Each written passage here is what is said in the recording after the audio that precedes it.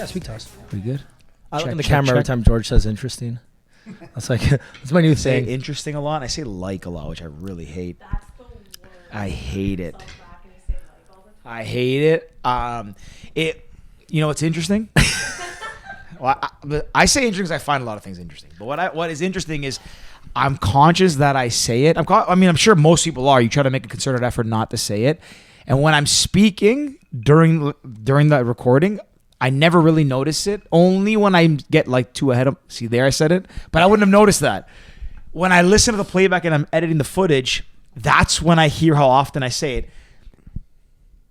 And as I'm editing the footage, we skip ahead to find clips. Almost every time I stop, I hear myself say like it's that often. It's also because you notice it. For sure. And most people won't notice it as much. But if you try to be a good public speaker, you probably know this stuff. You know, using those filler words like and all those like bullshit words, for lack of a better term. I don't know. I don't like them. I think it's like I just said it 3 times there. There you go. Anyways, you guys get my point. I just trying to get more conscious. My Instagram's been giving me these ads, so I got bad vocabulary. Like I like could have told you that one. Like Without this like podcast. A 9-year-old, not actually, but you get it. I keep getting these ads for some. I don't even know what app it is, but some app that like helps your vocabulary, and I'm like, I should really sign up. If my Instagram knows me this well, it's telling me something like big time. Yeah, you don't. Vary's like part of my everyday, like every other sentence. You guys want to? I know we're talking a lot about us right now. We'll stop on this, but you want to know someone that has always baffled me, and you still do it. It doesn't even come close to fixing it. You know that, like when you say as well, Ricky says has well, like has. You say them like you don't even all the time. It's not even clear. And I always, when you say it, I try to think, okay, that makes sense in that one. Oh, that didn't make sense. I get confused. But you get what I'm saying. Yeah, I know. It's 90% of the time. It's your vernacular. It's just who you are. Yeah. Hey, Neil, you been on a bunch of pods or no? I have, yeah. Yeah, I feel like it's probably big in your space. Yeah, we do a lot. I do a lot of conferences and circuits and stuff like that. So yeah, a fair bit of podcasts, but nothing as good as this one. Oh, I like that. I'm ready for you. Experienced podcast guest will always pump the tires of the podcast. And he host. brought us a gift. I guess let's roll with that then. Let's do it. Brothers Bond. Straight bourbon whiskey. Hand-selected batch. All right, so tell us about it. Yeah, this is a bourbon. It's not available in Canada yet. It'll be here in 2023. I'm a small investor in it. I love the bourbon. I met the guys about a year and a half ago. They were putting together this conglomerate to make the company. It's the Salvatore brothers from Vampire Diaries, so Ian Somerhalder and Paul Wesley. And they're saying, hey, we drink a ton of bourbon on the show. We've got a loyal fan base, and one of our passions is bourbon. So why don't we bring that passion to life? I think they probably saw the dollar signs around what Clooney was doing with Casamigos and Ryan Reynolds were doing with aviation. And they said, hey, why not us? Combined, they've got 33 million Instagram followers. And fun fact, Brothers Bond Bourbon is the most followed alcohol brand on Instagram. So Shut check up, that out. really? Yes, Really? sir. And when was it created? I think 2020. So it's fairly new too. Yeah. I told you just off air. I've gotten big into bourbon. I always liked. I was always a vodka guy through school. Liked tequila, but then as most people have those stories where tequila gets away from you and you have a bad experience. So for a long time I didn't drink it. Then tequila kind of became my drink of choice for a while. Tequila sodas, and I find that tequila is the one alcohol that wakes you up rather than makes you feel like drowsy. But then during I guess the 2020, 2021 being inside a lot. You have more time in front of the computer at the end of the day, unwinding. I started more with whiskey, or I guess with scotches, single malt. I don't know. I'm not even going to pretend to know the difference. That genre of alcohol. Always liked it, like stuff straight up on the rocks. And then, bourbon I got into. I'll be honest. The reason I first heard of Buffalo Trace was obviously listening to Joe Rogan. He always brings it up. Of course. So when I'm in the store and I see it, I'm like, okay, I can give this a go. And it was really, I don't know why, but I really liked it. And then, got into Manhattans and all that stuff. Did you ever get into Mad Men, the show? I didn't, no. Because then when you're watching that, you want to sit back and have That's a nice where these glass. glasses came from. Oh, really? I love first year, not first year, when I did college after university, I got hooked on Mad Men. because I was actually watching Suits a lot. And I'm like, fuck, I want to be a lawyer now. Yeah, Suits really you glorified. You watch Suits, you're like, I want to be fucking Harvey Specter. Yeah. I want to wear a suit and just go in there and whoop everyone's ass. Like, okay, that's not what a lawyer is like at all. That's like so glorified. But then I'm like, I need to watch something that gets me excited about marketing. I was in marketing at the time. I'm like, Mad Men. You know what? Let me get into this. You get into it. Mad Men's a like phenomenal show. And I saw John Hamm, I forget his name in the show. Don Draper. Don Draper. Yeah, legend. He Great always had these. I'm like, when I have an office, I'm going to put my decanter in my office. I'm going to have a drink, casually after lunch. Never fucking did it. I actually hate warm alcohol. Hate it. But So that's the one thing with stuff like this. I can't drink it neat. I find it probably can. I just choose not to. Even if it's really good quality, which is like, I know it's a faux pas. When it's really good alcohol, you're supposed to drink it obviously straight. I don't know a cool, like when it's cold, I find it really, really refreshing. Or really, I guess refreshing is the right word. But one thing I wanted to mention about this, and tell me if I'm wrong, and I'm just out to lunch. I have a hint of vanilla or something in like an aftertaste. Yeah, I think it does. It says here on the bottle. Let me read It's this. a little bit. And I don't know if I was looking at that before and I noticed it, but I don't often notice any flavors because I don't get on the palate to tell you what's in it. But it had, I don't know, it kind of tastes like it. I really like it. I think you're right. Creating the flavors and aromas that make our bourbon a perfectly balanced expression. I'm going to say you're right. I'm going to give you credit It's got a for good that. taste. I It's love delicious. When I love when you do that. George, after he tastes something new, if it's something he hasn't tasted before, he always like, Yeah. What's the wine thing, right? I grew up in my dad's a pretty big wine collector. A very big wine collector. Like fuck it, I'm getting drunk tonight. Yeah. Okay. What do you do? What was your plan tonight? I'm going to Dermot Kennedy yes, tonight. yes, I asked You you. guys know Dermot Oh, Kennedy? wow, yeah. What's he doing? He's back doing a in town? private show at Live Nation. Jesus Christ. Big boy pour there. Dude, that's... Do you know how much alcohol... Okay. Did I literally not just say I'm getting drunk tonight? All right. Get So- Dude, people don't realize, hey, when you drink scotch, it's like, I pour it on the rocks too. You don't realize how little, like an ounce or 2 ounces you'd get in a restaurant It's about is. 5 ounces. Yeah, that's You're good. You're good. Didn't Dermot play at Trinity Bellwoods this summer? So he played at Trinity Bell. So we were supposed to have him on the pod through Universal, and then it just scheduling didn't work because he came into Toronto late that day. So we went to the show at the park. Amazing. Came back again. Supposed to have him again on the pod. Just again, timing didn't work. So we got invited to. They're doing a private meet and greet with like fans sign. I don't know. I'm allowed to get something signed too. I don't even know. I might just bring my Polaroid camera. Just take a picture instead of getting anything signed. I'm like, that's kind of like a me thing now. My fridge. Look like I'm still in college with like pictures on my fridge. But No, that adds character. I like actually, that. me and you met at Western. Not you weren't at Western, but I was at Western when we met. Was it Breakaway Tours? It could have been. I was running S-Trip at the S-Trip, time that's it. on the college and university side. Yeah. And yeah, way back when. I knew of you because you were obviously doing some cool stuff at the bars and promotions. And my main thing was go to campus, find the guy who runs shit, and led me straight to you. And then did we? I don't know if I ever did a trip. No, you know what trip I did? I think with you, the winter one in Mont Tremblant. Oh, yeah, those are good too. Campus vacations. That's it. Those are great fun. Yeah. I'm still in touch with those guys. I have dinner with them next week. The guys who started Campus Vacations, they eventually sold their business into S-Trip. And That's it, yeah, yes. we call ourselves the old guys because when we were there, we were pushing 30. All of us, we were still selling spring break trips old and are you Tremblant now? trips. Now I'm 39. Oh fuck! Yeah, I don't know. not a I thought young you were just a man. little bit older than us. No. Yeah. Yeah, look You at the feel gray in young. my You beard. feel young. Yeah, I feel young. I got some too. Don't even worry, buddy. I got some. I actually want to ask a question, and I don't know if you can divulge too many of these details, but I always wondered with, S-Trip and the G-Trip or G-Adventure, like all those ones that target like the university circuit. My guess is it's a fairly profitable business to be in it because there's, so many of them and you see it all over the place.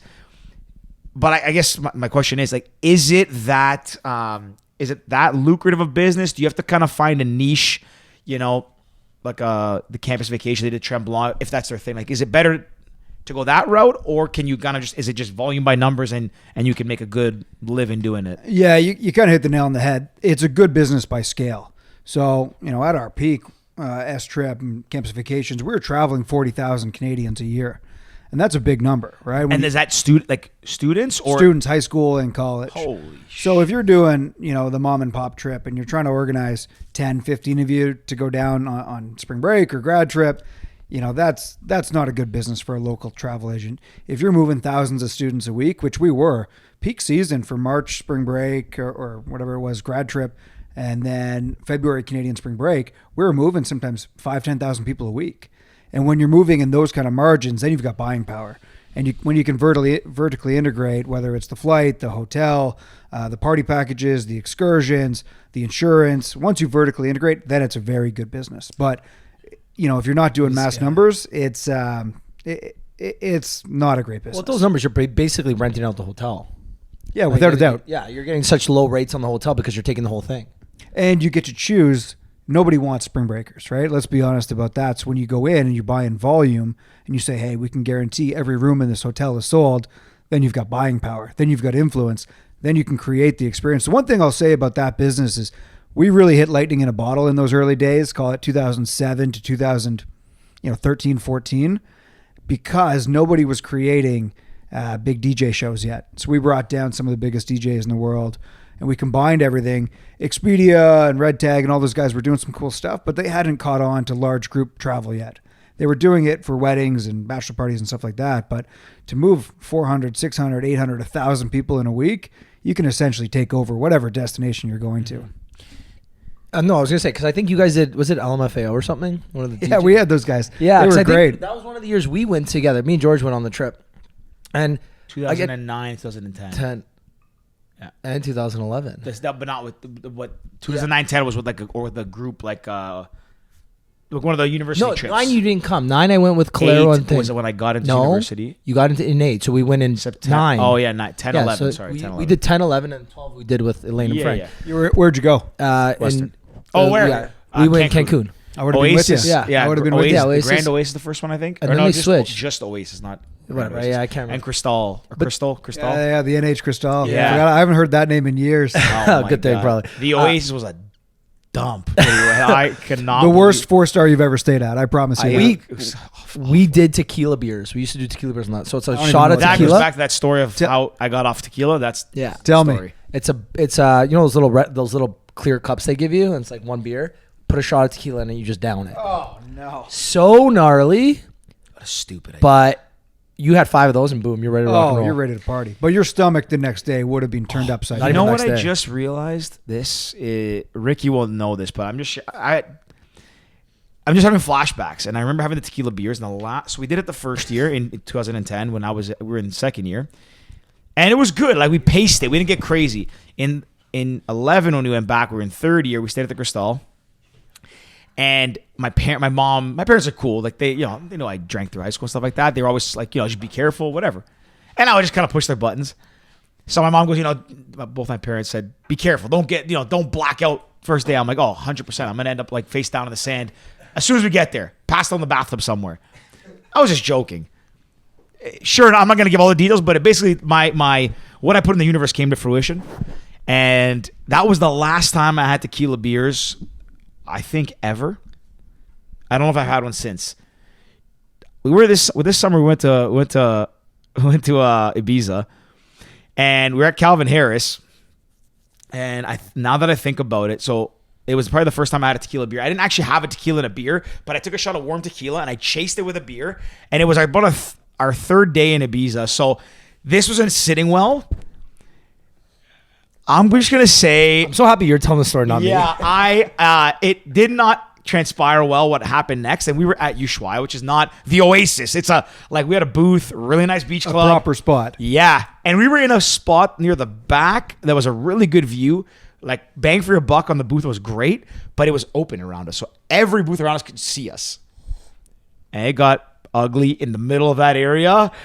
I guess that's the reason I'm sharing this. Is I will never have a goddamn tequila beer again in my life. Or tequila chase with beer. Yeah, awful. Anyways, I cut your story off, but Oh, so we're getting older. We can't handle that anymore. That's for kids to be doing tequila beers. I was just saying this the other day. Sometimes I'm actually still shocked at how I recover after like a rager. I'm like, I had a rager, a couple ragers a week almost, and I'm just like, I'll go to work. You're not fully sharp, but you're still there and like ready to rock and roll. And sometimes I surprise myself. I'll tell you what, you can still make it happen. I'm older than you guys now. I'll tell you a story from this weekend. I was down in Miami for a business trip. We're doing strategic planning. It was great fun. Work all day. I feel like everyone was in Miami this weekend. Everybody was in Yeah. Miami. So we're going to bed. It's our last night. Fly out at 7 a.m, international flight. So I got to check in at 5:15. So we wind it down, go to dinner at 6. You know, the what do they call that? The old person matinee dinner at 6 p.m. That's the one. Yeah, I gotcha. So the one that nobody books in Miami except for like the country club dudes. Exactly. Yeah. The lunch crowd just let exactly. out. So I feel ya. We eat our dinner. We roll back to the house, and everyone says, okay, early flight, let's pack and head to bed. 10 o'clock, I roll into bed. I said, okay, here we go. Who calls me on FaceTime but Frank Walker and Ollie Shanks? Two absolute beauties. 10:15. So I say, oh boy. I pick it up because, you know, why not? What are they calling me for? They said, oh, we got dinner at Komodo. I said, I've already had dinner. I'm good. You boys have a great time. Said, oh, we also got the owners section at 11. I said, okay, now I'm intrigued. Said 50 Cent's playing. I said, okay, fuck. I actually saw these stories. There you go. Continue. It's cool to hear the other side of someone else that was. So I roll into dinner, and these boys are already hot, and they're ready for a party. And we stay at dinner. We're I don't know what it was, 1:30, and then Frank obviously knows everybody in the world, gets us backdoor entry into 11. We had the best time. Yeah. It was 4 o'clock, and I politely excused myself. And I know they went many hours after that, but those guys, they know how to do Miami right. So did you go straight to you went home, got your stuff, went right to the airport? Well, here's the craziest thing is I went home. I already packed. So I walked in. We all shared kind of a compound, like a house. And I walk in, and there's two of my staff sitting out on the porch, kind of with their gear pack, just staring at me. Like I was caught like a deer in headlights because I thought, you know, I'm caught. These guys are staring at me. I'm all embarrassed. So I had to order us an Uber. We all went to the airport together, and sure enough, I flew it. So you can surprise yourself. I still did it. 4 o'clock at the club, and then I was at the airport by 4:45. I'll save all the details because I had a recent trip to Chicago for work, and it didn't end up at a nightclub or anything. It wasn't in Miami, but almost the same thing happened with a good buddy of mine who lives in the States, big sports guy. He knows who he is. Had a flight at 6 a.m. back. Now, just before I finish the story, this is the last time I'll ever do a early morning flight anywhere. I realize now, unless I'm going far away and I can sleep on the flight, never again will I do that early morning flight. And I always do it. Every time I have a business trip or something, I try to be a hero, get on the 6 a.m. out of Pearson. You don't sleep the night before because you're packing last minute. Then you fly and you're exhausted. You have a full day of work. And then like even on a quick turnaround, just it's a recipe for disaster. Sure enough, I went to the football game. The Bears were playing Washington Thursday night. I had to fly out the next morning 6 a.m. to get back to Toronto for some meetings. I was there with some colleagues, walked them back to their hotel, going back to mine. Now it's about 11 o'clock, and my buddy's messaging me. I'm like, listen, I'm dead. He goes, no, it's okay. I'll meet you at your hotel. I'm like, look, I'm dead. I'm going to be another hour by the time I get back there. I go radio silence, thinking if I ignore it, he'll take the hint. I walk into the lobby. I'm asking the door guy there. I'm like, hey, is there anywhere to get food around here? I'm a little bit hungry. It's 11 o'clock, 11:30. Behind me, I hear, oh, there he is. I turn around. My buddy is sitting with his AirPods on in his jersey. The game ended 2 hours ago, and it's on the way to the stadium. You know, Millennium Park, or Grant Park. So he just sat there for 2 hours waiting for me. I'm like, dude, like I'm going to bed. He's like, no, you're not. We're going for a drink. Come on, one drink. What? I'm like, I know where this goes. One drink. Come on. I haven't seen you in a long time. Let's go. We go to the Hilton next door. One drink turns into two. Hey, I know a good place down the street. I'm like, man, I cannot do this. He goes, it's just down the street. So we start walking down Michigan. Yeah. And it's about 12:30 now. We start walking. He's like, let's just walk. We'll get a cab on the way. The walk was the bar. We ended up walking the entire way. It was an hour walk, 2 miles. It was down at the end of Michigan Mile in this area. You ever seen the show The League? Yeah, of course. Yeah. So you know that bar Gibson's that they have the shot of always? Yeah. It was a bar next to that place. So anyways, I walked 2 miles. We get there. Now it's 2:30 in the morning. And last call there is about 4. We go in. He goes, hey, your kitchen open? They're like, yeah. He's like, all right, let's get some food. You didn't eat yet. Let's get you that food. It was like 4. I'm like, dude, my flight's in an hour. I have to leave. He's like, okay, now you can go. I'll see you later. I Uber back, go up. I think I slept for 30 minutes or an hour.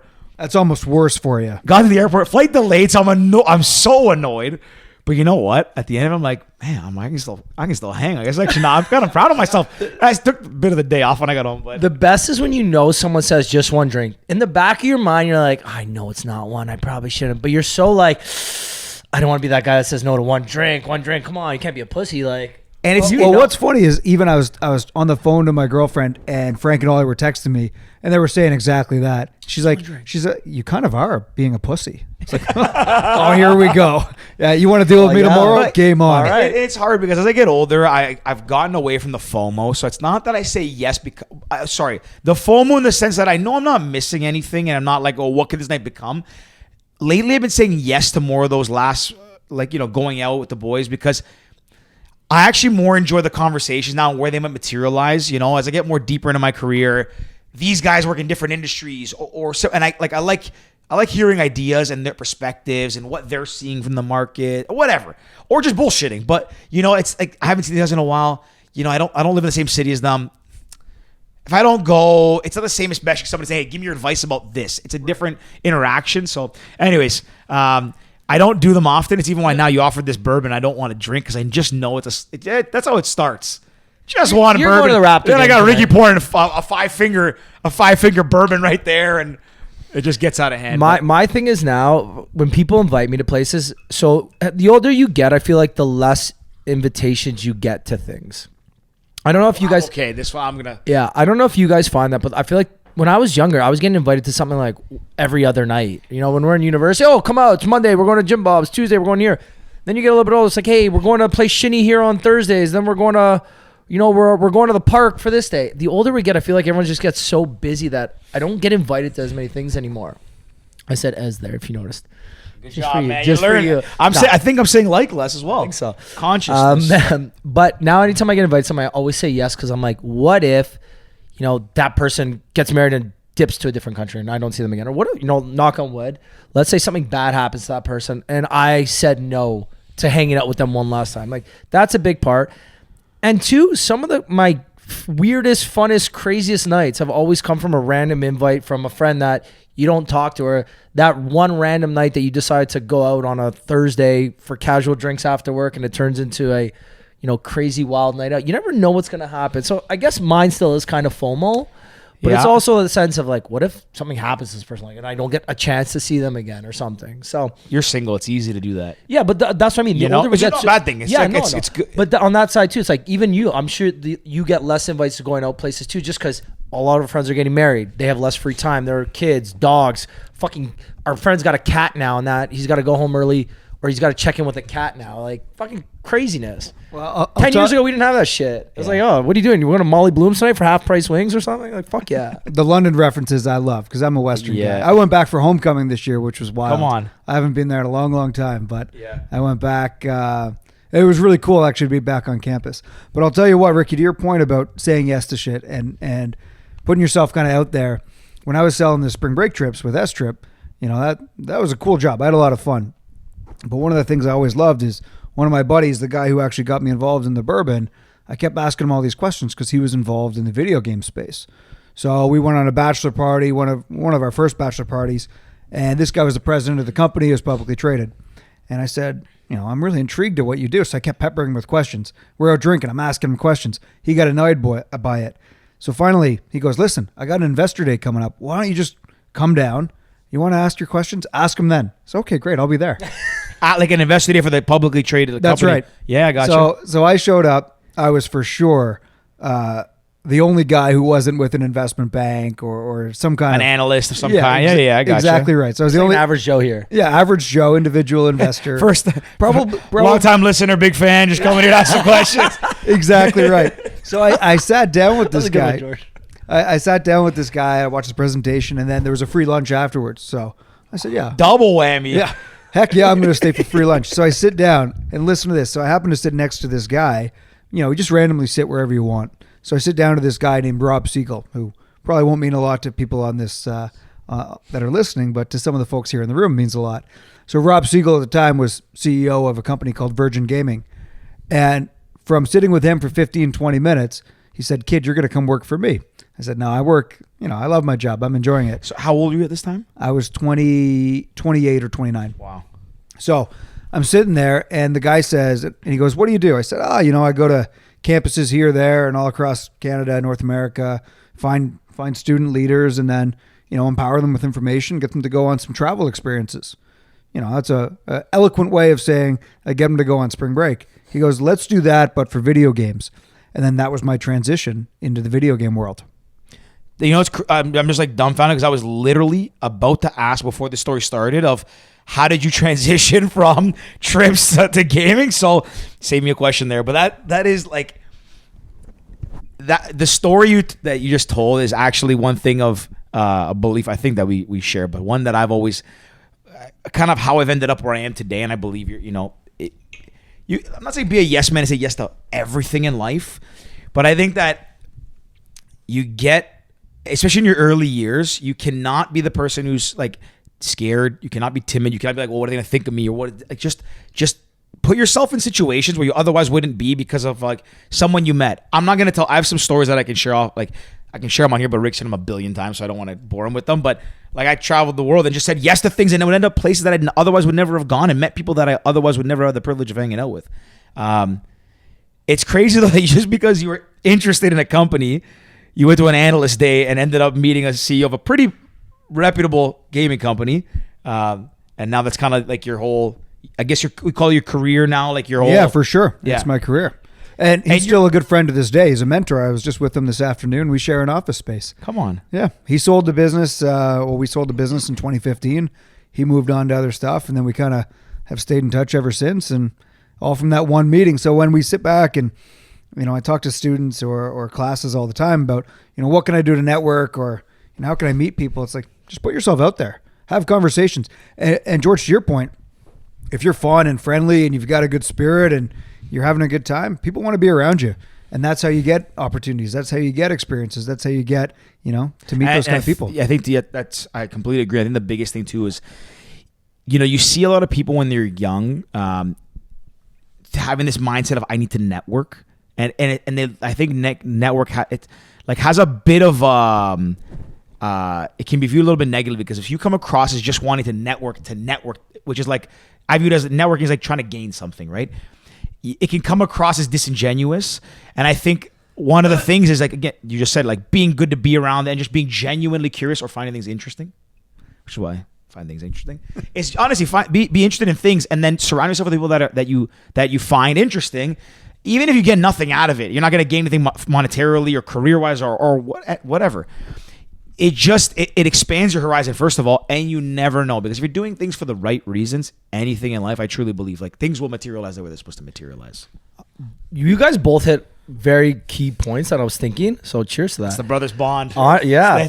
We're bonding. Man. Yeah, absolutely. No, and I'm the biggest yes man of me and actually Georgie is too. We say yes to so many things. No, you literally say yes to anything. I've hit my limits now, but you say yes to everything. I'm always thinking, I'm like, okay, obviously your time is worth something. We know that the older you get. Rick, you want to come watch paint dry with me? Yep.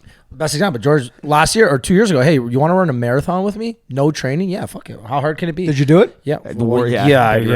I did it. It was tough, but we did it. Saturday night, me and two buddies were drinking, having a good time, shooting the shit. They're talking. I don't even know how we talked. It was like how to get abs. I was like, man, the most jacked ever was training for a triathlon. Buddy looks at me. He's like, we should do a triathlon. I was like, I've been thinking about doing the Ironman 70.3. You want to do it? He goes, fucking right. Let's do it. Other buddy over here is like, let's do it. We got a group chat now doing the fucking Muskoka Ironman 70.3 now. Wow. Good it's for just you like guys. That's no joke. What I was originally trying to I'm get not at. in this group yet. Yeah. That might be my line. What did I text you saying? Saturday night, probably like 2 a.m. Yeah, I literally woke up the next morning. Oh, we're doing a triathlon. I'm like, cool. Think you should do it with me. Cool. He's like, yeah, we'll see about that one, pal. But what I was saying is like your time is obviously worth something, and we know that. But does it hurt to just go and dip your foot in the pool and see what that conversation could like? Let's say it's a Tuesday night, 7 p.m. You just got home from work. You're kind of tired. You're gonna throw on an episode of Netflix. Does it hurt to just go to that dinner? Go have those casual drinks. For me, I'm going to see Dermot Kennedy tonight. Is he like my favorite artist in the world? No, but again, you never know who you're gonna meet. Rick, you might meet the love of your life. Fuck, you never know. I could. Or maybe we meet Dermot Kennedy. He's like, yo, you're a cool looking dude. Like your shirt. What's it say? Pals Podcast. Oh, you're that guy I was supposed to go on the podcast. I will. Okay, let me get a caveat on this because I do agree with Ricky's logic, and he's actually probably the reason through Western. And I say this often. I give him credit. He helped me get out of my shell because he made me realize like the world is not scary, and if you don't ask, the answer is always no. That's a fact. That's his motto that I've sworn by, and I do uphold it. Now I will say on the other end, Ricky's logic is always amusing me because like this can happen. This. And he's used it in other circumstances where it's completely and fully gambler's fallacy. It's like, not gambler's fallacy is the right one, but that might be how you encapsulate it, where he thinks like the next one is the lottery ticket. The next one's going to hit. And it very well could. Know. You're lucky you're not a person who like your emotions go like this, because it would be a detriment to be. Holy man, if I was emotional, this would be a fucking a tough life. Because you're just more optimistic. It's not like, oh, my life sucks because this didn't happen. But I also I'll find little wins in like anything. So let's say tonight I go and don't meet Dermot Kennedy, but I'm like, oh, that was a cool little performance. There was only 50 people there, 100 people there. I was one of those 100. That's fucking sick. That's a win, even though, didn't get him on the podcast. But here's the other crazy thing I'll say, being a couple of years older from you guys, is the people you meet now, the people you build relationships with now, it's crazy that in 5 years or 7 years or 10 years, they're actually the decision makers in the industry. Yeah. So when you look at, whether it's marketing or social media or, esports, which is, my world, 15 years ago, social media didn't exist. So if you're a thought leader and you're someone that you're trying to figure out strategies and media buys, media planning 15 years ago, now you're probably running an agency. Or, in my world, the guys that I grew up with who were just passionate video game players 7, 8, 9 years ago, some of them have gone on to sell companies for 30, 40, 50 million bucks. And it's crazy because if you're good and genuine, I love what you say about being genuine and authentic about, your intentions. The amount of times people will message me on LinkedIn, they see my title, they say, oh, I want to network with Neil. Okay, cool. They send me a message that is straight hard selling, nothing about my company, directly to the point, asking me for time, and I'll burn them. I'll go right back at them and say, how does anything that you're talking about relate to me and my business? Or tell me what my business does. Hey, I'm looking to network with more guys in my space. You look like somebody who's in my space. And the guy, no offense to painters, but he's like a painter coming to esports. Like, just, man, take the time to write that one line out. Like, it doesn't cost you anything. Anyways, but it's like the generic one. When you want to net, you press accept. It's like so and so wants to join your network. It's like, okay, well, for someone like you, like for me, I don't use LinkedIn as much. I'm gonna send Neil. I'm gonna send him a generic message when I connect. I can't wait to see it. Hey, I know you're in gaming. I play video games. Can we connect? You'd be stunned with what I see. You'd be stunned. I could actually imagine. Like probably some people out there. It's like, ooh, video games seem fun. I'm going to school for business. Hey, can I have a job? All the time. I would say once a week, people will say, I should work for you, and here's why. I'm really good at Call of Duty. I mean, damn, if that was the case, our buddy could be a billionaire, but that's not. There's still time. Yeah. don't give up on his dreams. I want to ask them that. Have you ever gotten anybody to date that has been very impressive with their like cold approach? Like, have you ever hired anybody or worked with anybody that came out of the blue and you were like, wow, this person knows how to do it? You don't have to name names, but was there like a technique they used or something that's like just like I guess phrases for like the listeners, like someone who's younger wants to like approach someone like you, like I said like twice back to back there. Jesus Christ. I think small pieces of information that have shown that they've done a moment of research will get my attention. And it can just be like, hey Neil, I saw you and I both went to Western. I love Western. I'm hoping to get in the video game space. Do you have 30 minutes to talk to me? I'd say yes to that. Because I love Western. Yeah. We all do, right? It's the greatest school in the country. But I think if and I do have some good examples of this. One of my buddies reached out to me and he said, hey, I saw you're connected to this guy. I really want to work for him. Can you send him an email intro? I said, yeah, I can do that. I don't know him that well. So then he said, okay, I'm going to do something. I'll tell you what it is. He painted like a picture. Pretty strange, but it worked. With the guy's logo in it and kind of like his... something to do with video games, and he sent it to the guy, and it got his attention. And it was a bit quirky, but the guy got the job. And then that guy has now gone on to tremendous success in gaming and esports because he was willing to drop his ego, put himself out there and say, hey, how do I get this guy's attention? This guy he was the former head of Microsoft Ventures. Really impressive guy. But he sent him this thing in the mail. The guy lived in Seattle. And the guy said, okay, this is pretty weird. I'll give you a call. What's going on? Met the guy. And then once you get the guy on the phone, he's a guy from Mississauga, another Western guy too. And now he's running one of the biggest content creators and influencer companies in gaming and esports. One of his streamers last night got Streamer of the Year. And this guy, his name's Shane Talbot from Mississauga. I know Shane. Do you really? He went to Lauren Park. I actually know him. I knew him from first year. What Western. a small world. Yeah, I know. It is a small world. I actually have him on. Yeah, I see him. He transitioned to esports 5 years, maybe. My George randomly hit him up with a generic ass LinkedIn message. No, I know Shane because Shane went to Lauren Park. I went to school at Loyola, both we go to Mississauga. But I think me and him met in first year or second year of university because I was DJing Ricky's parties, and one of his buddies was their DJ. Matt Warwick is maybe his name. Oh, I remember that guy. I think so. I haven't seen him in a long time. Anyways, I just met them through nightlife, whatever, and I see them on LinkedIn. I actually saw. Didn't he do something with MLSC? Maybe he started and ran MLSC Esports, and then he left, and now he runs. It's a company called AMP, which is similar to like a FaZe Clan, but content creators. Keep your eye out for Shane, man. That guy is going to do some big shit. That's very cool. But again, it comes down to the story of like, just put your ego aside. You want this job. You want to impress someone. Okay, get their attention. What are you going to do differently than the other 1,000 people? How are you going to step out of your comfort zone and do something that might embarrass you, or some people might be too embarrassed to do? Like, I don't know how much you know about when we had our app. We basically wrapped an RV purple, went down to the States in front of schools, and like some people are like, Ricky, I don't understand how you guys could do that. You'd get outside. Well, that we're grown men, like trying to solicit downloads from like 20-year-old kids. Yeah. Like we're 30. We're not like, if we're in 22, 23 fresh out of university, it's different. But when you get older too, you're like, oh, is it weird that we're older and all that? But you can't put your ego aside, put your like self-consciousness aside, and just be like, hey, I have a job to do, or I'm trying to do something. How do I do it? And how do I make the best out of it? Because fuck, if you're gonna care so much about what other people think, or be like too ego strong or too ego that, whatever, you're not gonna fucking get anywhere. It's really crazy how much an ego plays in like in limiting people's potentials. And it's still, I'm not saying it like I've overcome it. It's still every day you have to like fight the battle to like keep going, right?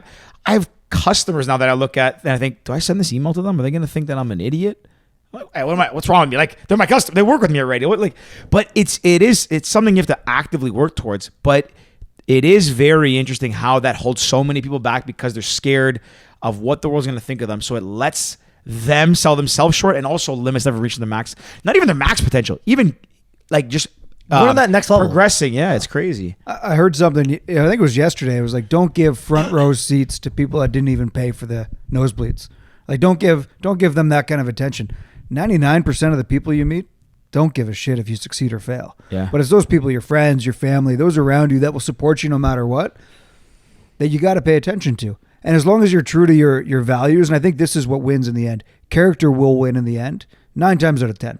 Other people might get rich in the short term, in the medium term, but who wants to get rich and then just have no friends to celebrate it with? Yeah.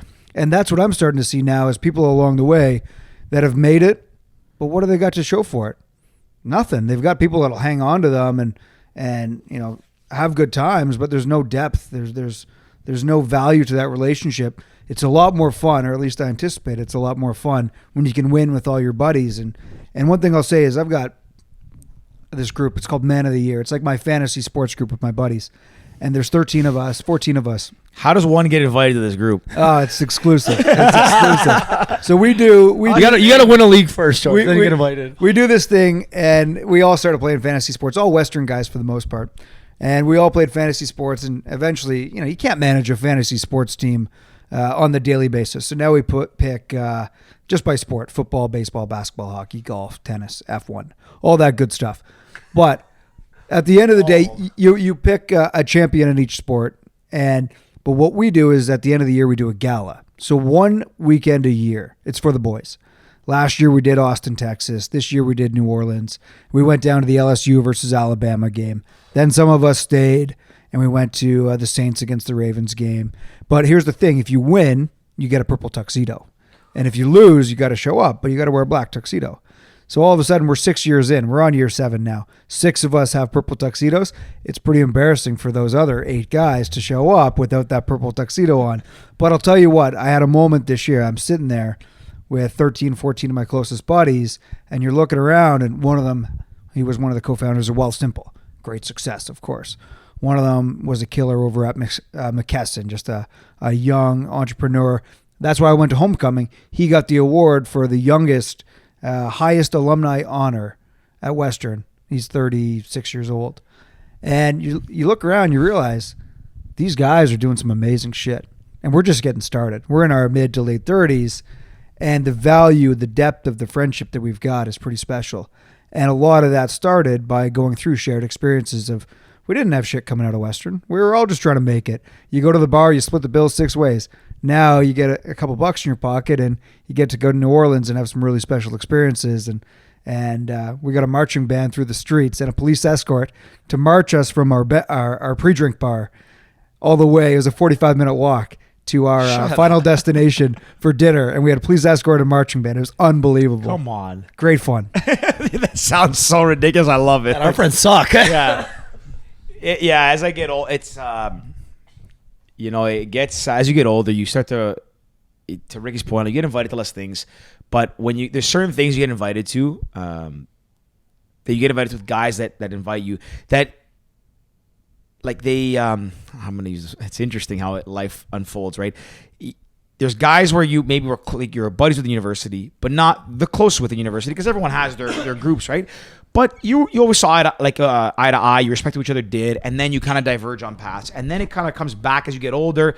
Guys, you see from afar, oh, that, my buddy is doing this. That's really cool. I didn't know he was there. And he looks back at you and says, hey, I didn't know you were doing this, running this business. That's pretty cool. And I find it very interesting how life kind of things intertwine and reconnect at different points. And I'm kind of hitting that point now, in the early 30s. Still got a long career ahead, long life ahead, hopefully, and a lot to learn.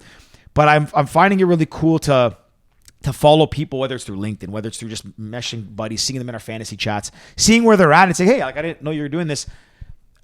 Funny enough, one of the things that I'm very intrigued by is like business, enterprise, all that stuff. I'll call it stocks for lack of a better term, but publicly traded companies. A lot of the guys that I ask the most questions to are much like you did with that your buddy who brought you the analyst day. When I go to dinners now with guys in that world, because I'm not exposed to it, I just invest passively, actually pretty actively, but as an amateur investor, call it. I'm so fascinated when I sit at a table with a guy who's an analyst for company X. So I ask a million questions, and then I find out this buddy's also doing it. And I'm like, hey, let's get together for lunch sometime. And I guess where I'm going with this is I just find it really cool at the point of life that I'm at now, where you're kind of, like you said, making a little bit of money, hitting your stride, making a bit of a name in your field, and finding other guys in that same position. I think it's a really cool, fun, exciting time. Your 20s are really fun because you can be stupid, make some mistakes, you bounce back, but you start to kind of figure things out into the 30s. Again, I'm not professing to know anything. It's crazy how when I was 20, I thought I knew everything. Now I'm like 30, I'm like, I didn't know shit, and I still don't know shit. Anyways, I just find that to be a really cool transition phase in life. But that's also what I love about this podcast is that it gives us a chance to get some people's undivided attention for like an hour. You sit there, no phones, no distraction, no girls, no drinks. Well, drinks, and I guess girls. Kidding. But yeah, you get to sit there, you get people's undivided attention, you get to shoot the shit, find out about their life. There's no preset questions where it's like you have answers rehearsed by a PR team and this and that. It's like, hey, no, sit down. Tell us about fucking fun shit you've done or your cool experiences or insights into X, Y, and Z. And just let's have fun, because normally in today's society with how fast paced and how quick it's going, even me and George, we're best friends. Very rarely do we sit down and talk for an hour without distractions. Yeah. I'm engaged now. I might get a call. I from literally Becca. don't think outside of this podcast, I don't think me and you sit down and talk for an hour without with each other's undivided attention. Yes, it's also hard lately because there's times we do, but then you're gone for the weekend, and then something I say, well, we're gonna record Monday, so I don't want to hear about your weekend because we're recording. You know what I mean? I know even some of our other friends, some of our closest friends, you don't sit down. I have dinner with my family at least once a week, and even then, sometimes TV's on in the background, or Frank's 30 minutes late, or Elaine's getting up and down fixing something some random shit or whatever, right? So.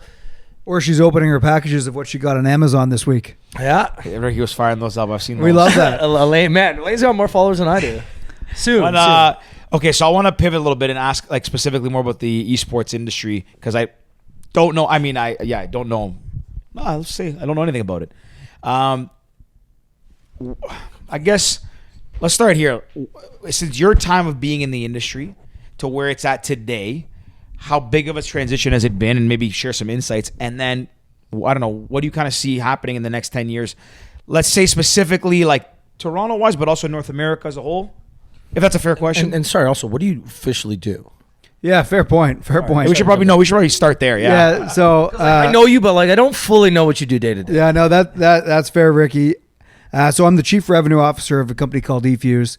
eFuse is a software infrastructure company that services the gaming and esports space, working with publishers like Activision Blizzard, Epic, Psyonix, Riot Games. So if you think of people who put on tournaments, events, leagues around the world, that's what we do. So we are the owners and operators of 3 of the largest collegiate leagues. So think of the NCAA for gaming. We do that with College Call of Duty League, College Fortnite League, College Carball Association, which is Rocket League.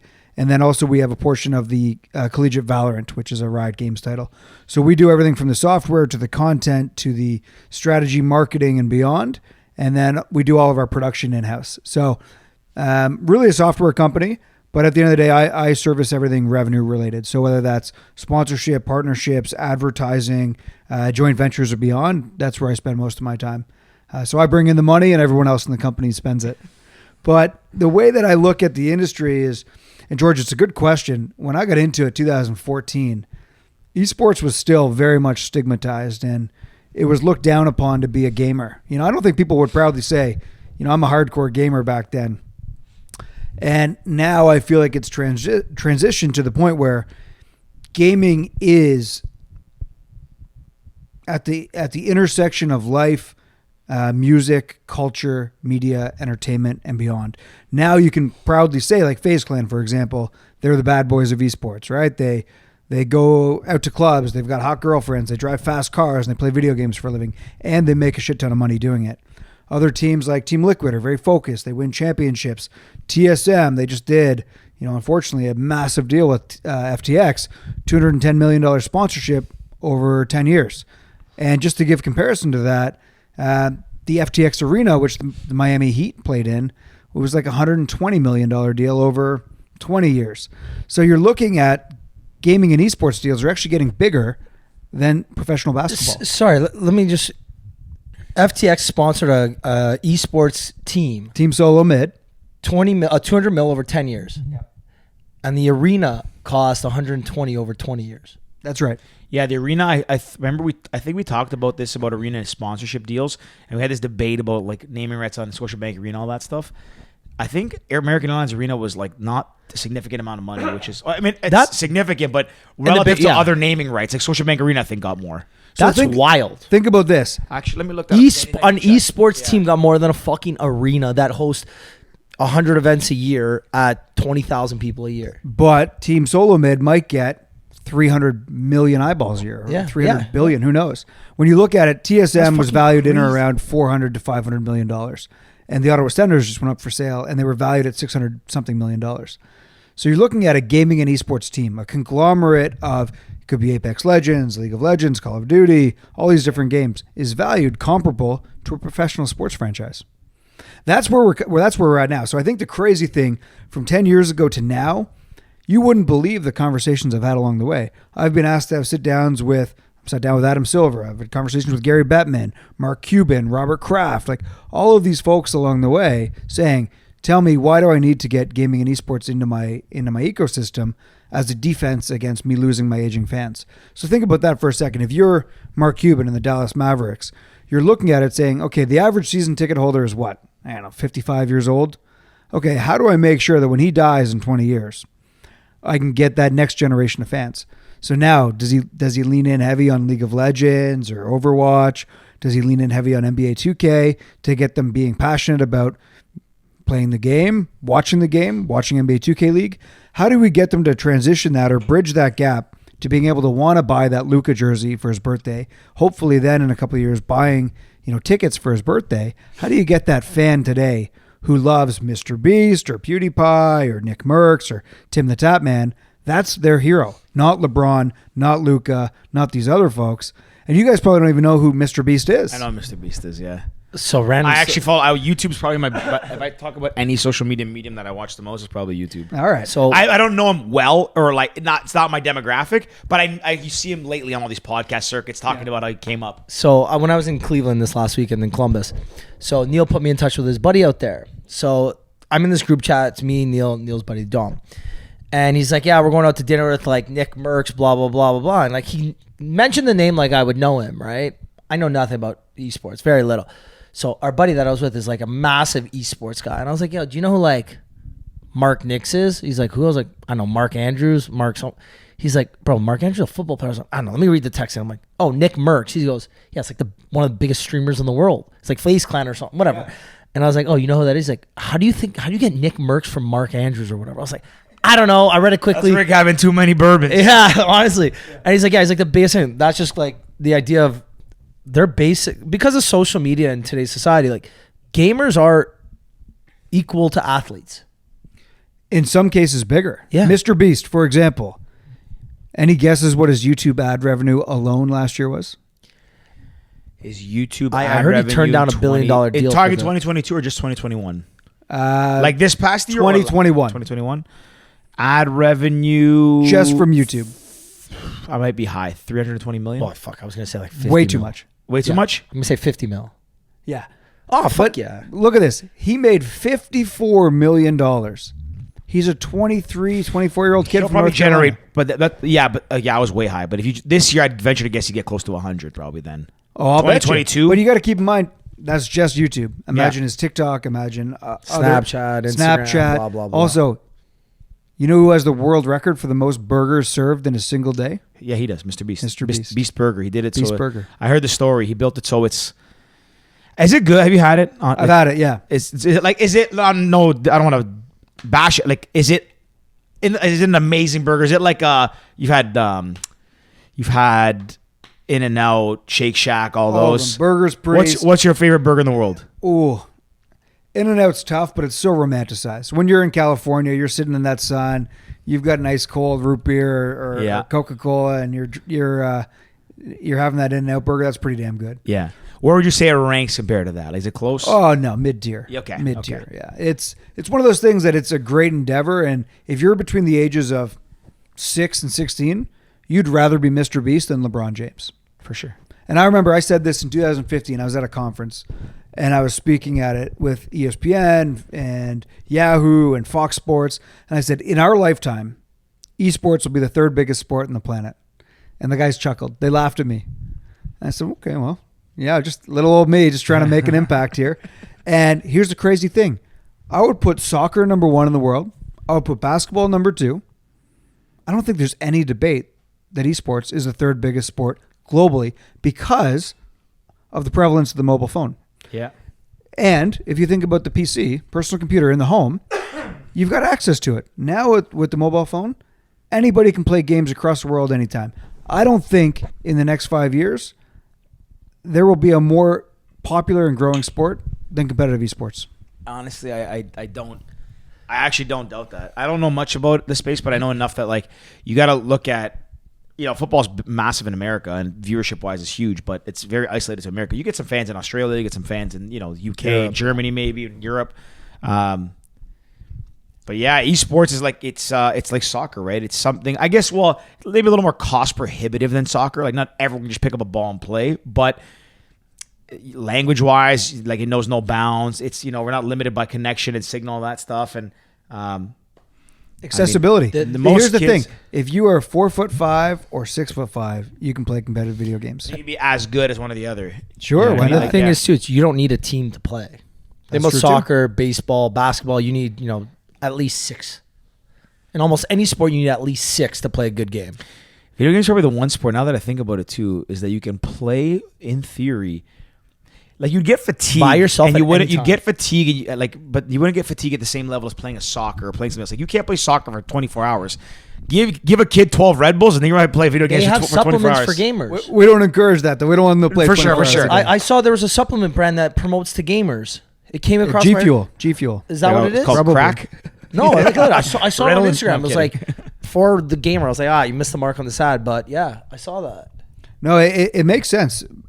It helps is like concentration and energy and like I can't remember, but esports is the biggest sleeping giant of value in the world right now. And I say that if you're a day trader or you invest in stocks, there are some companies out there that are sleeping giants of value. You got to chase them down. I'm gonna look into it. I'm gonna give my dashboard and my ticker. Yeah, send me some my way. I'll throw them on my dashboard. But think about Keep it. an eye on them. Grand Theft Auto, when it comes out next year, it'll do over $1 billion in pre-sales. Who owns Grand Theft Auto? Something Vision. It's called 2K. 2K. Yeah, 2K Sports. I do have Take-Two. I do have a fair position in Activision Blizzard. and I'm perfectly happy to admit if I'm wrong, I'll be wrong, but on the assumption that deal's going to go through. That with, deal will get done Microsoft, for sure. I think so. And the main reason is I'm not an expert, I don't profess to be, but my buddy Uncle Warren Buffett put in a big position, so I'll follow that guy anywhere. Did he really? I didn't know that. He has a massive position. Kind of a little fishy because obviously he's very good buddies with Bill Gates. I'm not implying anything. I'm not insinuating anything. Fuck it, he is. He's buddies with Bill Gates, and he took a like $60 billion position in Activision Blizzard like a week before the deal got announced. Nothing fishy about that. I'm gonna. Oh yeah, wait. When did Warren Buffett? You guys keep chatting, but I'm gonna. I want to ask, how's your conversations changed since 2015 to now with like a lot? Let's say not the Mark Cubans, but like people in more traditional sports, traditional media, traditional, I don't know, entertainment. Well, I think the interesting thing is now people recognize where the eyeballs go, money follows, right? And that's a given in any industry, especially marketing. So now that people can see the eyeballs have shifted. In 2014, there was a deal. A couple of guys that started Justin TV, which was popular when I was at Western. That's Twitch. That's now Twitch. Yeah. I used to watch Justin TV when I was at Western. We're trying to get those illegal streams. The stream of The Office were actually the show that I watched the most on there. Justin.tv, I remember, and I didn't even know he became Twitch till like years later.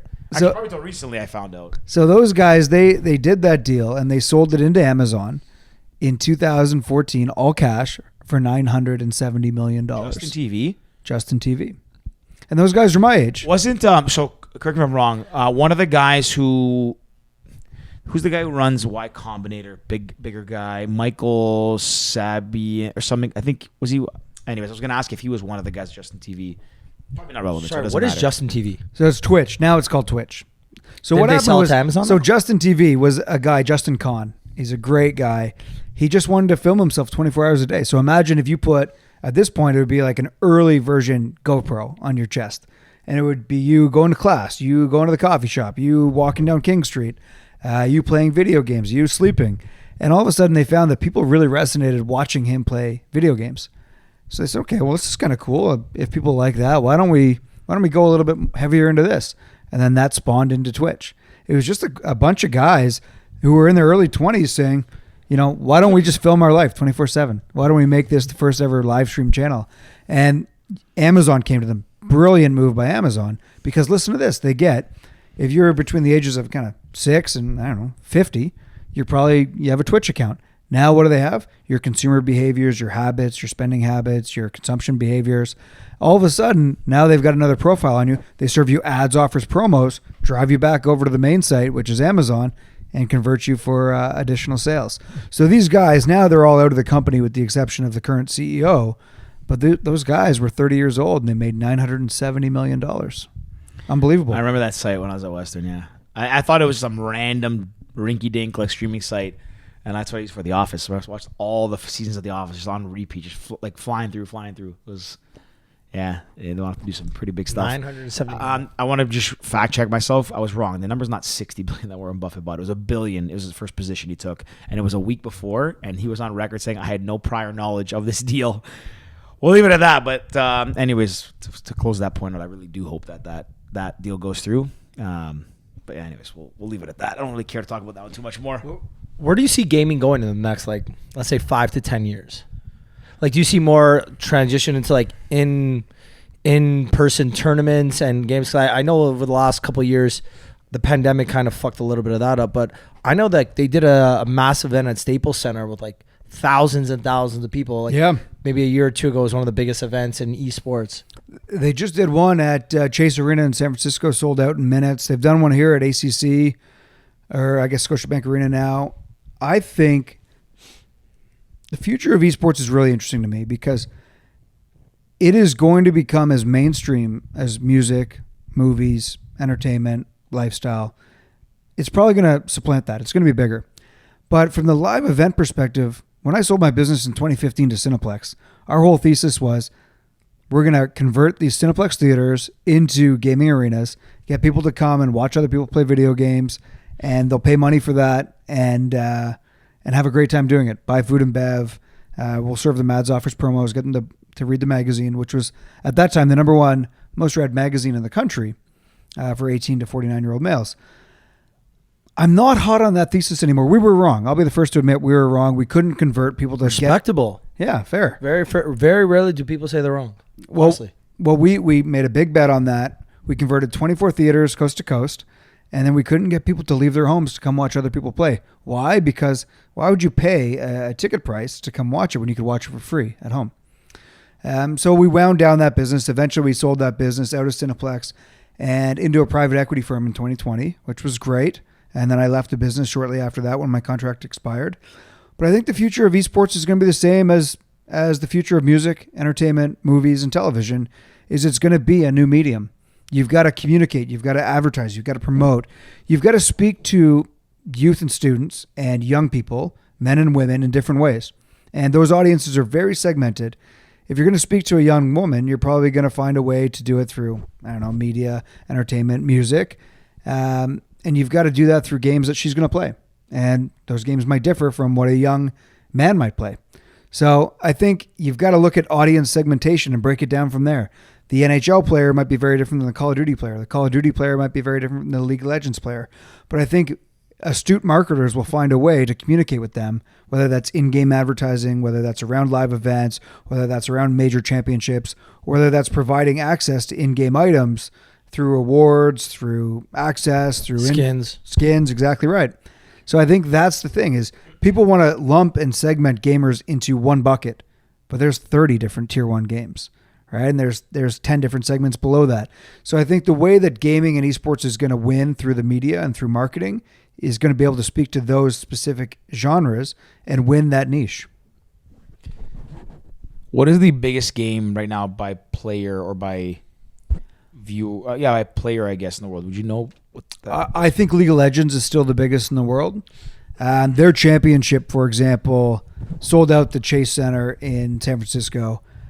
There's rumors that it gets over 150, 200 million viewers for the championship event, which is more than the Super Bowl. Think about that for a minute. But you've got to add up global views. Do people in China really care about the Super Bowl? No. Do people in China really care about League of Legends? Heck yeah, they do. So that's the biggest game in the world. I don't know their active number of daily active users, but last I heard was north of 50 million users a day. Jesus. Games like Dota will be north of 30 million users a day. What? Yeah, what's Dodo? Dota is Dota. Defenses of the Ancient 2. It's another multi-online battle arena MOBA game. Fortnite, huge game, 30 million daily active users and beyond. So I want to ask on that because Fortnite, from a non-gamer perspective, literally came out of nowhere and took the world by storm. Right. Is that fair to say? Oh, without a doubt. Do you think there's another Fortnite looming or coming around in the next 3 to 5 years? Oh, absolutely. I think you've got to does this happen every now and then, or is it was Fortnite that 1 in a million? Well, Fortnite was really cool. Most people won't know this, but there was a game called PUBG. You guys ever heard of PUBG? Yeah. So PUBG was the biggest game on the planet. And Dr. Disrespect was the biggest streamer in the world. He is very funny. He's the mustache with the Vipers, right? Yeah. Exactly right. So he was the biggest streamer in the world. This is December 2017. And then all of a sudden he had a little family issue. So I think he had to go offline for a couple of months. So all of a sudden this guy Ninja stepped up in early 2018.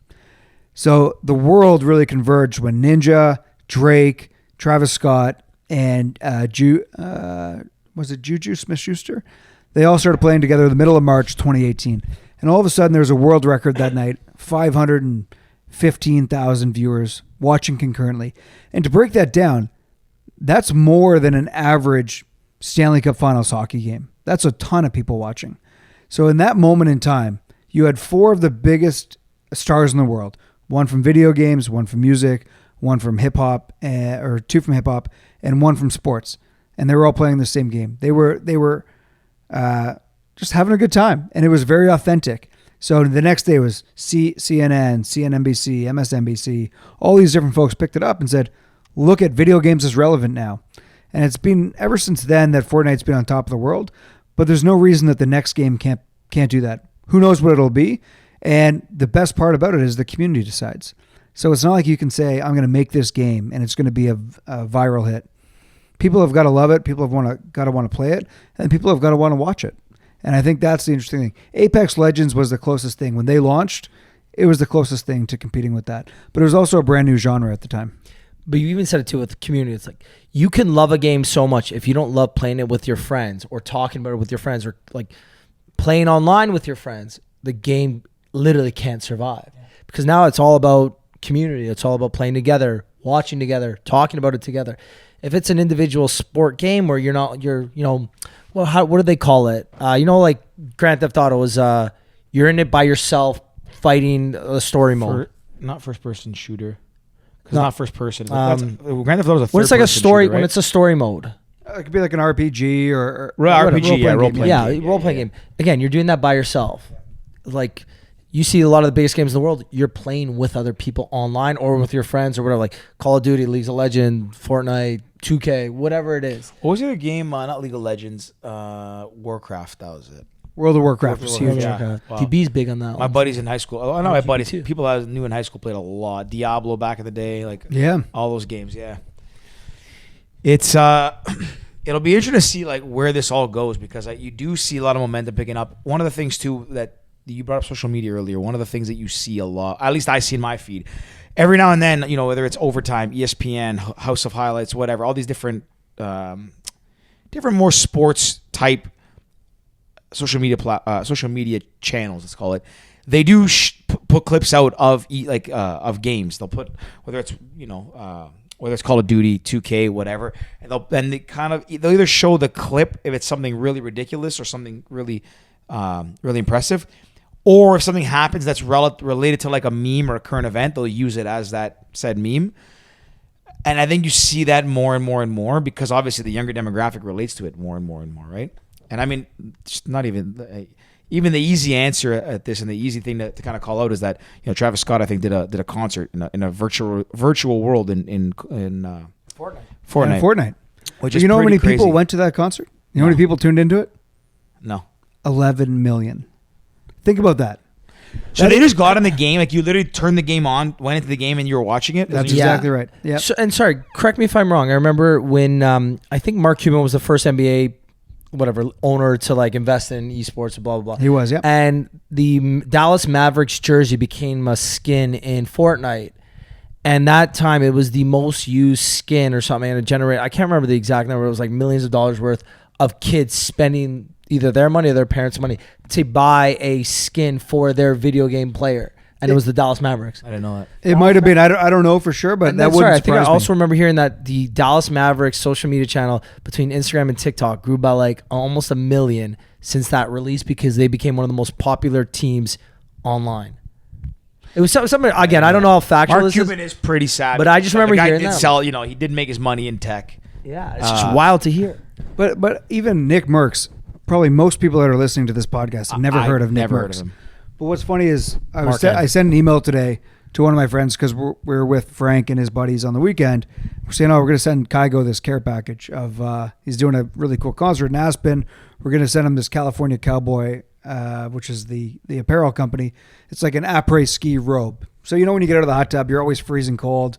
You don't want to have to just run and get a towel. So there's a robe that they made for it. So we looked up Kygo. I said, hey, he's got 5 million Instagram followers. So you put a guy like Nick Merckx, who most people haven't heard of. He's got 3.5 million.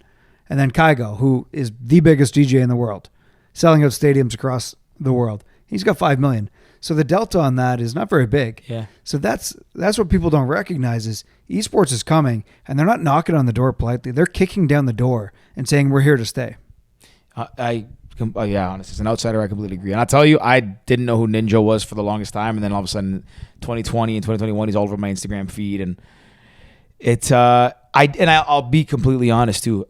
I've always liked playing video games. Call of Duty was always my game. NFL I liked a little bit too, but I did like Call of Duty. It was all right, very average, but I enjoyed it. Skipped a lot of classes at Western to play Modern Warfare 2. I didn't really understand the appeal and the hype of watching someone play video games. I thought, who would watch? Like, why would you watch somebody play when you can play? And then I watched our buddy play. One of our co-founders actually on our tech startup. He's very good at Call of Duty. I watched him play and I was mesmerized. I'm like, oh, this is what it's like to watch somebody really good, and it's your buddy, so you're fired up.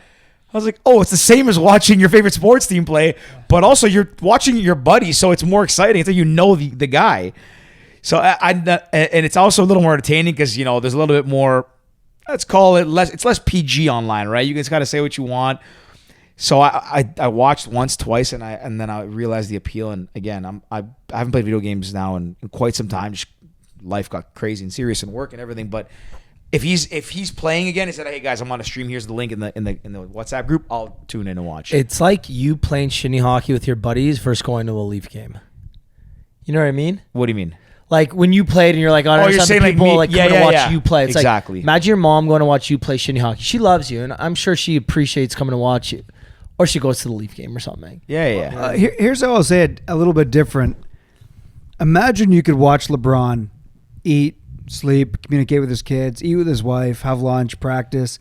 That's what streaming is, right? These guys were the best in the world at their craft. Their selected craft, whether it's Call of Duty, Fortnite, Apex Legends, League of Legends, they're streaming 8, 9, 10 hours a day. But you get insights into the emotional roller coaster of their life, their personal relationships, their highs, their lows, their wins, their losses. And when you are a young man or woman who is watching the stream, you connect with them in a different way. Like LeBron James now, God love him, he's one of the greatest basketball players of all time, but his image is so finely curated. Yeah. Right? Like nothing goes out in the media that he doesn't want to go out for the most part. Whereas in gaming and esports, you could lose and you could literally lose your mind and scream at the camera for a second. And that's got to live on. You might become a meme. You might become embarrassed by that. Yeah. You might. So we talk. George specifically talks about The Rock and like how he's got this like fake persona. He's phony. Don't get me started. Yeah, this fake persona online, and he's allowed to because he gets to pick and choose what goes out there. But these streamers are putting out more content in a day than The Rock puts out in a week. This actually kind of, we didn't talk about this before. In a nutshell, I've always felt that The Rock comes across as disingenuous, even though he comes across as very personable when he talks about his tequila and all these things. Doesn't come across as genuine. But to your point about how they can handle and manage everything that's done, there was on my YouTube Shorts a story came up and it was Jake Paul talking on a podcast. He met The Rock, who was like his hero, and then after Logan Paul, my apologies. Logan Paul, after he did that thing in the forest in Japan, and he basically got written off by everybody, the media, everyone. He at that point had 3 videos on his when he was still YouTubing and vlogging with The Rock. The Rock's PR person called him, said you have to take these videos down now, and you cannot. I think they said you cannot post any content with The Rock that you might have and all these things, or there will be legal action taken. So think about that. Like he put something out in the universe that existed, and he didn't even want to be associated with this guy that, not speaking of that, whatever he did. He made a mistake, whatever. But he was able to, had that much power to ask the guy to take it down. You go on Twitch and you do something stupid and it gets screenshot or screen recorded. That thing ain't going anywhere. Like it's out in the ether and you got to live with it. Makes it sort of raw and sorry, the screen's freezing a little bit. There we go. It's more real too, right? Like that's why you feel genuine connection when these people they go to TwitchCon, which is the major conference, and they get to meet these streamers and these content creators and these influencers. They feel like they know them, and that's what a lot of whether it's investors or older people just don't understand is the connection between a young person and who they watch on stream is different than when we would have grown up watching, I don't know, Friends or Seinfeld or all these other shows. It's like you didn't know them. They were characters on a TV screen. Whereas now, if you go home after school and you're 15 years old and you watch Mr. Beast videos or you watch Ninja on stream, like you feel like you know them. And then when you get a chance to meet them or you get a chance to support their businesses, you're more willing to do so. Yeah. And they come across, from what I can tell, I've only had a small sample size, but I recently met a YouTuber that's very, very big. I met him in New York City, just bumped into him, and he actually came across exactly what it was on his channel, which was really cool to see because you don't often. I feel like you don't often get that. You meet a celebrity, not to say they're different, but some of them, they either a little more irritable, they're not the same, they're a little bit more put on a shtick. But yeah. Anyways, I don't have much more to add on the topic. That's cool though. I'm really excited to see where it's gonna go because as an outside observer, I always find new things fascinating, and this doesn't come across as a fad. It comes across as something that is gaining a lot of steam and momentum, and it's like a ball that's basically up to the top of the hill and it's ready to roll down and just I don't want to say take out everything in sight, but you know what I mean. It's just gonna kind of build that momentum, and it'll be hard to stop. Well, it's the snowball effect, right? Kids have iPads. That's how you entertain them. Everyone's got access to whether it's a computer or a console or a phone. And at the end of the day, gaming is the new medium of how people entertain themselves. Absolutely. I feel like we could go on for hours about this. Like honestly, Neil, well, let's get you back in here. When's like a major tournament or a major event or something? So we're actually in the off season now. This We is just off-season, had just ended. You had the international, which is a donut tournament. Let me tell you this. This is a crazy fact. What is the world's biggest event by prize pool? And I know you won't get it, so I'll jump ahead. It's not the Super Bowl. By It's prize not pool or by prize pool. I'm saying golf or I was going to say, F1. well, I had a debate with my buddies today about boxing and how they're talking about Ronaldo being the highest paid by athlete by salary, and I said Mayweather is, but anyways, I think boxing would be, but probably wrong still. But boxing, maybe. I don't know what the take home is from the pay-per-view. But there's a gaming tournament for Dota, which we had mentioned earlier, and the prize pool is somewhere in the range of $40 to $50 million. Holy. Think about that. The Masters, $8-9 million. Wimbledon, $7-8 million. NASCAR, I think you get $10 million. So all of a sudden, you get these kids who are 16, 17, 20, whatever it is, who are winning this prize pool, or their share of this prize pool, and it's $45-50 million. It's unbelievable. I really want to watch one of these. I wouldn't understand what's happening in the game, especially like I don't know what Dota is, but I would, like I said, yes, man. I'm down to go to one of these events and see what's going on. So That's Let's what make it happen. we'll get you back on, like maybe before the next season starts or before, I don't know, some big tournament. We can shoot this shit, or maybe we'll come to one. Yeah, let's get you guys out. I'd love to host you. There's all kinds of events. MLSE and the Scotiabank Center was going to have one this year, but with the COVID restrictions, they had to move it to Atlanta. But I think there might be rumors that they get it back next year. Fuck yeah. amazing. I'm in. All right, love it. We're wrapping up now, but Neil, Yeah. if people want to find out more about you, esports, everything you do, where can they go? How can they find you? They can find me on Twitter, Neil Duffy. Pretty straightforward. Ooh, George loves that. Ooh, I like George's that. Twitter guy. Instagram, Neil on Twitter in a _ Duffy. Or check out eFuse, just at eFuse. And then our content engine is at esports. If you're on Twitter, Facebook, Instagram, TikTok, just type in at esports. That's our company. Beauty. You Love got at esports. We sure do. Jesus, That's a win. Very, very. That's a big one. That is. Fuck, I don't even know what that's worth if you sold that. Holy shit.